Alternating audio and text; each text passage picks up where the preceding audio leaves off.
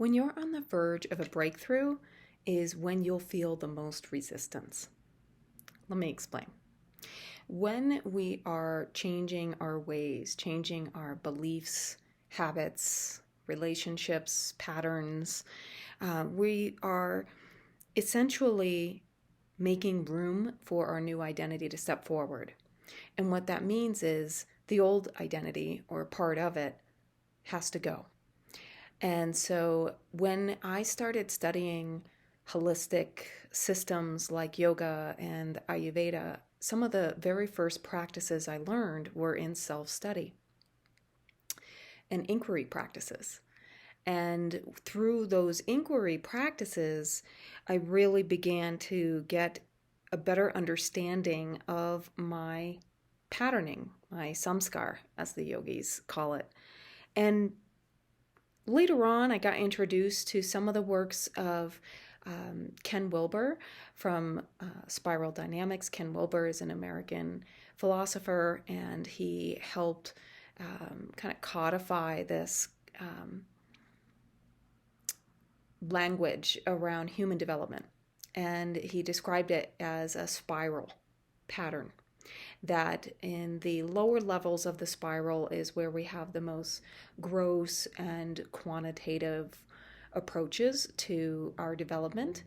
And as each year, or with each passing of time, is another kind of rung on the ladder, so to speak. It's like that spiral that gets bigger and taller. And before you can jump from one rung up to the next level, there has to be a relinquishing of, or rather a leveraging, that's a better word, a leveraging of the previous experiences in your life.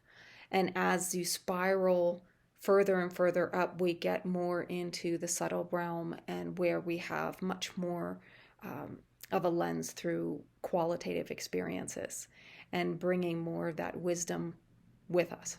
So even if you took kind of this spiral pattern and tipped it on its side and you were looking down at it, you would see kind of like rings on a tree. You would see these very definitive markers of time and of life itself, of the growth between those rungs.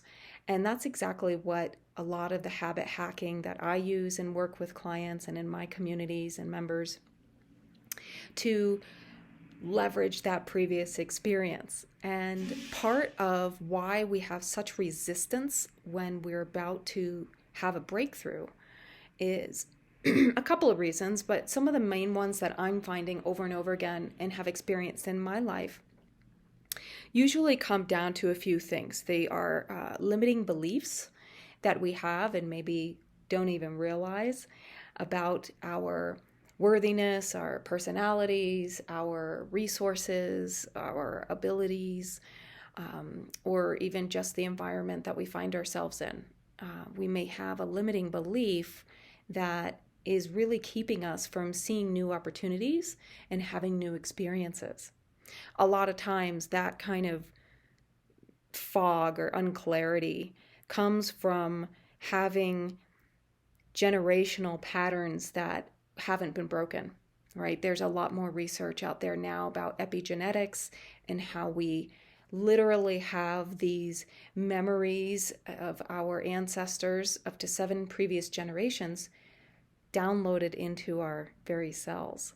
So without looking back and again doing more inquiry practices, then we often find ourselves susceptible to generational patterning, generational trauma.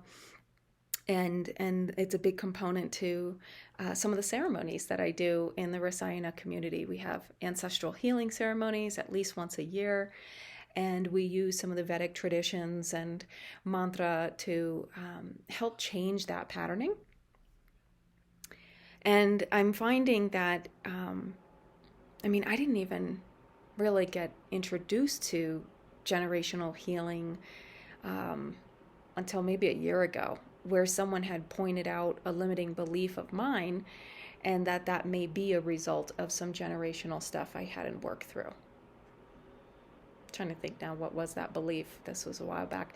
The belief was just that there was no work for me, that there just wasn't the demand for my knowledge, my talent, my skill sets where I'm finding myself. And they're just this feeling of scarcity and this theme, as I've talked about in previous videos around generational trauma in my life, this scarcity theme of not being enough and not having enough to survive, really driving my limiting belief at the time. And a lot of the ancestral stuff and these limiting beliefs and these objections around not having enough time, not having enough money to invest in yourselves with teachers, mentors, communities and programs, or just not having the time or the ability to manage your time effectively can lead us to these limiting beliefs. And such an important component of that is who you keep your company with.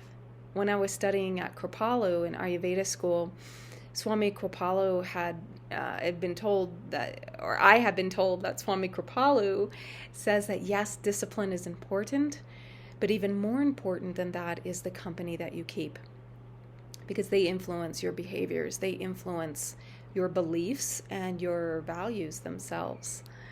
And so keeping the right company is such a big part of being successful in the long-term changes that so many of us, myself included, need to make and choose every day. Choose hundreds of times a day, in fact, to live a life of thrive, to live a life of vitality, and really get ourselves out of this inflammation nation that we're in, and give autoimmune diseases the boot. A Guy Hendricks who wrote The Big Leap, which is a book I absolutely love and was a big part of my spiral dynamics and jumping another rung, was understanding how to stop playing small and live big. And some of the reasons that we don't or we're not willing to kind of slay that former identity so we can take that next step in our evolution is that we simply don't feel worthy enough, or that we're going to leave a loved one behind with our newfound habits, lifestyles, and beliefs. That's a big one. They're both big, but one kind of goes hand in hand with the other, I suppose, because our relationships are a reflection of our belief about our self-worthiness, I believe. And so here's a quick practice. I want you to pull out a piece of paper, or if you're maybe digital, go ahead and pull out your phone, open up your notes, and I want you to make 3 columns. On the left hand, put a C at the top. These are your champions. These are the people who got your back 100%, are modeling the kind of behaviors, lifestyles, relationships, skill sets that you want to have or that you want to improve on. You might not even know these people. They may be someone you follow on social media. They may be someone you work with or have heard about. Or maybe they're someone you do have in your immediate resources and community. I want you to set the timer on your phone and for 30 seconds, write with absolutely no editing who your champions are right now in your life. And don't worry, no one's going to see this list but you. This is for your inquiry and self-reflective practices. And then the middle column, I want you to put the letter M for middlers. These are the people in your lives that could either pull you ahead or pull you back, depending on circumstance, maybe where they are in their lives, and the just dynamicism naturally in that relationship that you have with them. That this person could be a good role model for you, or maybe you could backslide, which is the final column over on the right. B for backslide. 30 seconds. Write down your middlers. Who are they? And then 30 more seconds, write down who your backsliders are. And just take a look at these lists. And this was so important for me. It's a practice I do at least quarterly, honestly, to make sure that I am, in fact, living in line with my values and that I'm keeping the right company. as I evolve, then the people around me need to evolve. We need to kind of co-evolve, because I've said it before, stagnation is just not an option in my world. Stagnation in the physical body is death. Stagnation in the emotional and intellectual body is also death. And it's just not something that, I've got room for. So I wanted to share this practice with you. Go ahead and make your 3 columns. Write down who these people are and let that guide you in terms of moving forward and using your focus, your time, your attention, and your availability for these relationships. And just watch and feel and allow and see what happens, and see how you're able to leverage those experiences to take you up that spiral and take you to the next level, because that's where you're going to find the breakthroughs, is only after you first have broken down some component in your life, some belief or identity that you've outgrown. Good luck.